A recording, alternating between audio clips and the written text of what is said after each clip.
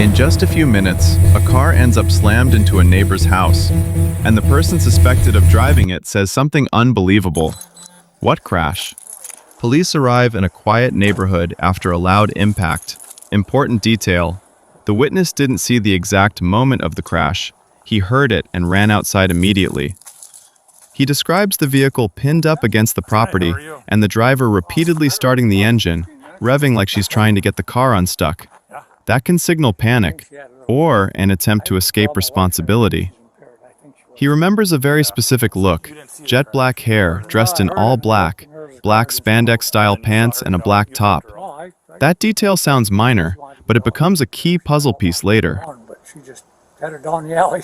Okay. Did you follow her to her house? No, I recognized her after a while. I hadn't seen her dressed up like that before. Oh, so you know who she is? Well, I don't know her name, but I've seen her. So, heard the crash and you did what? So you came over and... Well, I could see it from there when I looked. Yeah. What the hell? Okay. Yeah. So then what?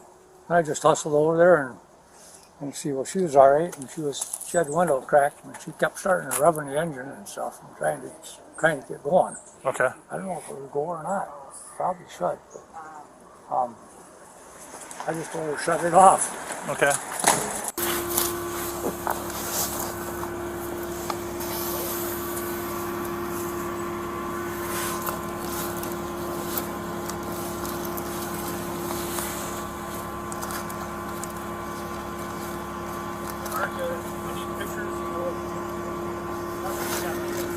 What do you got?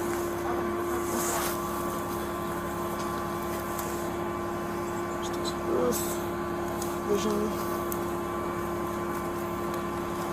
Looking for... Minutes later, officers stop a car nearby. Stacy is inside with a man who's later confirmed as her father. The first question is simple: were you just over there? Were you involved in a crash? Driver's license.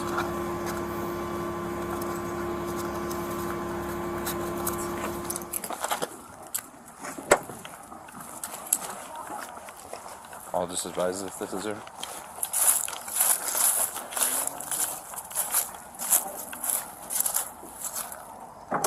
Hi there. How you doing? Not too bad, are you guys? Stacy denies it flat out. Not me. That's a common strategy. Keep it short, keep it firm, hope there isn't enough evidence. No. No? Not me. Okay, did you? No, we live around there, but Yep. yeah. What's your name? My name? Yep. Stacy. Stacy. Yeah. So if I run that black car, the registered owner is not going to come back to you or him? The black What car. happened? That hit the tree? What do you mean? Time for I've got her over here. But officers don't argue yet. They ask her to step out so they can talk. Because at this point, Okay. they're already collecting statements from witnesses and the homeowners. Do what he says. Otherwise you're gonna have trouble.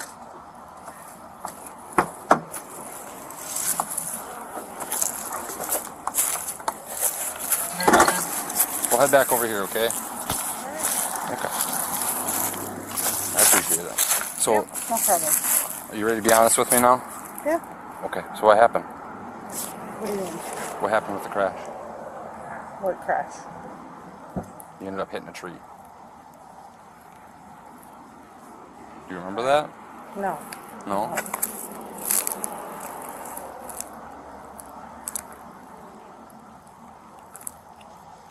No, I Okay. don't. You're not going to be honest with me right now? Well, The officer basically says, "We're past the point of asking where your car is." Translation: they're moving forward with what they already know. okay. Well, I mean, that's fine. Okay. That's fine. Good.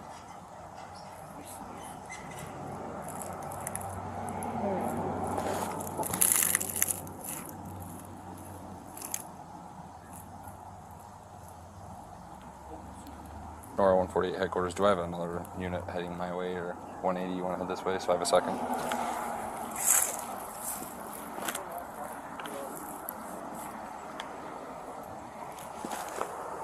Time for Egan 22, Hunt is over here.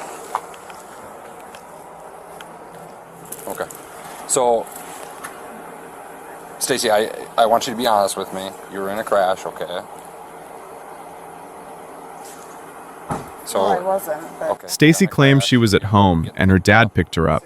Then she hesitates when asked where her car is. First, it's at home. Then, it's close to home. So I'm giving you a chance to kind of give me your side of the story of what's going on right now. I mean, there's really no side of the story to give.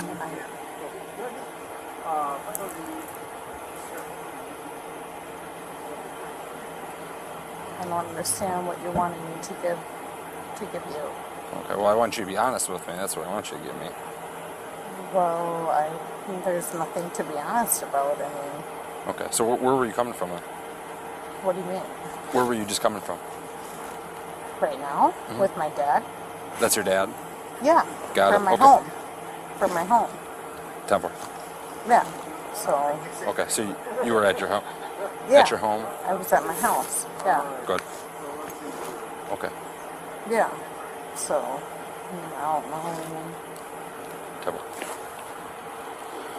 Okay, so you were at your house. Listen closely. and your dad came Someone over, telling the picked up truth usually answers that instantly. My car is in the driveway. and then Here, every follow-up question makes her story wobble. Probably close to my house. Close to your house? Yeah. What do you mean close to your house? Well, or at my house. I mean, why Once are you- you once you asking know- me- once you know where your but car why is? are you asking me that right now? Stacy, once you know where your car is? If somebody asked me where my car was, I'd be like, if I'm home, it's at Yeah, home. well, my car should be at my house then. Okay, that's not what you said. You said it should be close to home. Well, why are you questioning me about that? Because I want you to tell me the truth, Stacy. That's Well, why. and I'm going to tell you the truth. Okay, I'm what's the gonna tell truth? you right now. Okay. The truth is, like, my car is, like, probably at my house. And, I'm sitting here with my dad as a, Okay. So if he's talking to your dad right now. What is your dad gonna say? he's going to tell you the same thing I did. Then the officer lands the nail. Your car is rammed into the side of a house about half a block away. This is where the denial starts collapsing. Well, the problem is you're not being truthful to me. Listen, I appreciate you guys like no other, but the problem is well, there is no problem. I mean, honestly and truly. I mean, Okay. really. Okay. But Really. the thing is this officer right here, this lieutenant over here, ended up having conversations with And that's fine. neighbors who And that's fine. saw you walk away. Well, the house that you crashed into. At this point, your dad already confirmed that you weren't home. You ended up coming home. Yeah. So again, like Lieutenant Piper said, we already know what happened. That's not the ordeal. We're just giving you a chance to tell us what's going on and whatnot. So at this point, what I'm going to do is Officers ask if she'll do field sobriety testing. Even though she claims she wasn't driving, police are weighing the witness timeline and her condition right now. argument anymore. I'm not going to argue with you about that anymore. I understand what you're saying, but I wasn't driving. Okay. Like I said, I'm not going to argue about that. I'm giving you a chance. If you want to do some testing, you can. That's up to you. But why would I do testing if I wasn't driving? I'm going to stand over here so the sunlight's not in my eyes. But Why would I do testing if I wasn't driving? I mean, I really appreciate everything that you do. Because you were, Stacy. That's... No, I was like I said, not driving. I'm not going to argue with you about that. My dad was driving. Okay. Your dad already confirmed that he was not driving the black car. No, he was, though. He Stacy refuses, and in situations like this, refusing doesn't erase suspicion. It pushes officers to rely more heavily on witness statements and what they observe. Give me an answer on whether you would want to do some field testing right No, now. I don't want to, because he's the guy that was driving the, you know. Okay. So you're passing your He options was- to do the field testing. The officer tells her, Okay. "I'm giving you a chance to So be at this point, honest." you're gonna be under arrest, okay? That's not small talk. Because This is the moment where cooperation can sometimes reduce how ugly things get later. Why am I being arrested, though? I don't understand why I'm being arrested. Sure, you're being arrested for operating under the influence. Why would I be arrested for that, though? Because you were driving a car and you're intoxicated. No, my dad was driving right there. Yep. Vehicle. So, yep, you're okay. Walk right over We'll here. walk right over to the car. Can I talk to my dad? In just 1 second, we're gonna No, walk over I to this want car. I want to be able to talk to my dad. Okay. I don't have anything in here. Officers discuss what they believe happened, possibly more than one collision. First a tree, then the house. That explains why the witness described repeated attempts to restart the car and a chaotic exit. Talk to my dad, because you know what? In just a minute, yeah. This is a bunch of bullshit. Okay. I mean, listen, I love what you guys do. I've always respected what you guys do. This is crazy. Well, I appreciate you being decent with us. Yeah, well, I'm not gonna, Yep, just... Okay. We'll walk right back to the back of the car here. No. I'll grab Can your, I please Yep, I'll grab your your dad. dad and he can come talk, okay? I still have his ID. I gotta go talk to him anyways. Why? Bullshit. Where am I going? What? How long am I going to be in jail? I'll explain everything that's going to go on. Okay? You'll be released pretty shortly, actually. The biggest piece remains the same.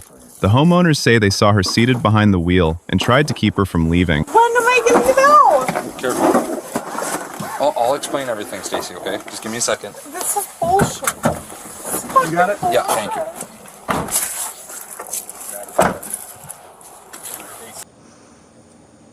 I don't know, Stacy. I don't know what to say.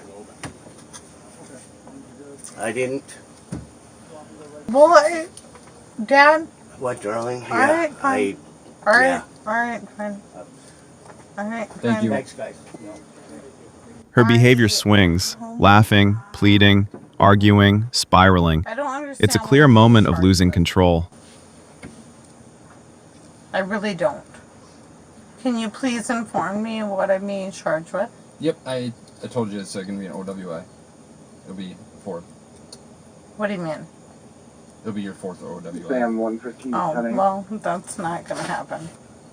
A 4th OWI. But I wasn't driving.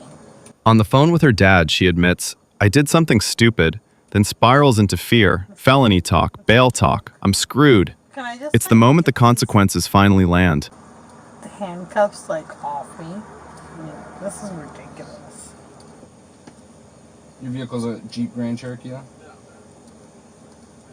My vehicle? Yeah.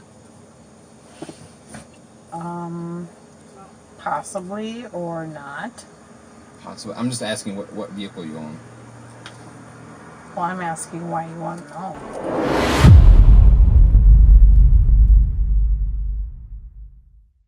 All right, let's set the emotion aside and break this down neutrally. 3 big questions. 1. Why did police believe Stacy was the driver? 2. Why did refusing testing make things worse? 3. And what's the most expensive lesson in this case? I'll save that for the end because it connects directly to what Stacy said on the phone. Stay to the end. One sentence in that phone call basically exposes the whole story.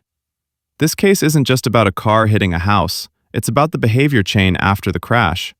Based on what witnesses and homeowners say in the video, there are 4 key pieces. 1. A loud impact triggers neighbors to run outside. 2. The driver repeatedly tries to start the car, like she's trying to move it. 3. She gets out and walks away instead of staying. 4. Multiple people say she gets into another car and leaves. Put together, it forms a pattern.